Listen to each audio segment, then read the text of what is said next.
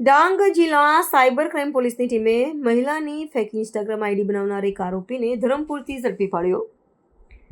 ડાંગ જિલ્લા પોલીસ વડા પૂજા યાદવ તથા નાયબ પોલીસ અધિક્ષક જયદીપ સરવૈયાના માર્ગદર્શન હેઠળ આહવા સાયબર ક્રાઇમ પોલીસ મથકના પીઆઈ આર.એસ. પટેલની ટીમે એક મહત્વપૂર્ણ કાર્યવાહીમાં મહિલાની ફેક ઇન્સ્ટા આઈડી બનાવી તેને બદનામ કરનારી એક મહિલા આરોપીની વલસાડ જિલ્લા ધરમપુર ખાતેથી ધરપકડ કરી છે.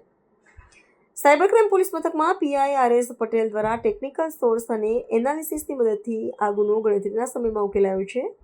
આહવા સાયબર ક્રાઇમ પોલીસ સ્ટેશનમાં એક મહિલાએ ફરિયાદ નોંધાવી હતી કે કોઈ અજાણ્યા શખ્સ દ્વારા તેની ફેક ઇન્સ્ટાગ્રામ આઈડી બનાવવામાં આવી છે. આ નકલી આઈડી પર ફરિયાદી બહેનના અંગત ફોટાઓ તેમજ અન્ય અશ્લીલ ફોટાઓ સ્ટોરીમાં મૂકીને તેને બદનામ કરવામાં આવી રહ્યા હતા.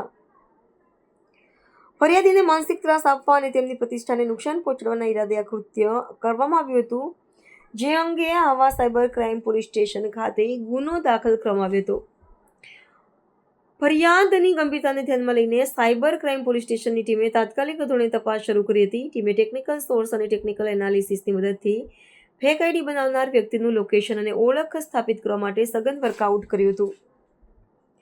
આ મહેનતના પરિણામે પોલીસને જાણ થઈ કે આ ગુનો કરનાર મહિલા આરોપી ધરમપુર ખાતે છે, જે બાદ આહવા સાયબર ક્રાઇમની ટીમે ધરમપુર ખાતે પહોંચીને ગુનો કરનાર મહિલા આરોપીને ઝડપી પાડી હતી અને આ સમગ્ર ગુનાનો સફળતાપૂર્વક ડિટેક્ટ કર્યો હતો. સાયબર પોલીસે આ ગુનામાં નિમિષાબેન જયેશભાઈ હળપતિ ઉંમર વર્ષ 20 રહે ધરમપુર, તાલુકો ધરમપુર, જિલ્લો વલસાડની અટકાયત કરી છે. હાલમાં પોલીસે નિમિષાબેન પાસેથી મોબાઈલ ફોન પણ કબજે કર્યો છે. આ સફળ કાર્યવાહીથી સાયબર ક્રાઇમ પોલીસે મહિલાઓની સુરક્ષા અને બદનામીના ઈરાદે થતા ગુનાઓ સામે કડક પગલાં લેવાની પોતાની કટિબદ્ધતા દર્શાવી છે. ત્યારે પોલીસે આ અંગે આગળની વધુ કાર્યવાહી હાથ ધરી છે. રિપોર્ટર રમેશ માહલા, ડાંગ.